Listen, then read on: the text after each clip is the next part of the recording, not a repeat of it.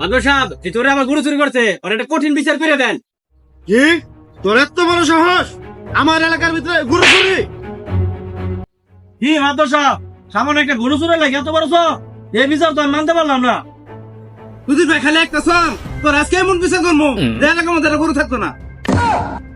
এই মেম্বার চুপ করো, এটা কি কথা বললে তুমি? উল্টা পাল্টা কথা। চালু করে বিচার শেষ করেন, বেলা তো ডুবে গেল। আচ্ছা যাই হোক, তোর গরুর দাম কত? 1 লাখ টাকা।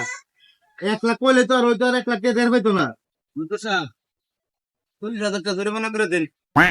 কি মাদবর সাহেব আমার গরিব আমাকে 40,000 টাকা আমি এই বিচার মানি না। এই সুধীর ভাই গরু চুরি করতে কি আমার কষ্ট নাই? আর আমি লাভ ছাড়া ধরে করে দাম দেন মানে কি? মাদবর সাহেব বেআইন হিসাব হয়ে যা, আর 10,000 টাকা বাড়াই দেন। मजा आया। আচ্ছা যাই হোক, তুই আর 10,000 টাকা বাড়াই দিয়ে দিস। 1 লাখ করলে তোর 1 লাখ দিন যেত না, তুই 50,000 টাকা ওরা দিয়ে দিস। আচ্ছা মাদবর সাহেব গরুটা তো আমরা বেশি নাই, গরুটা বেচা লই বড় 50,000 টাকা দিয়ে দিল।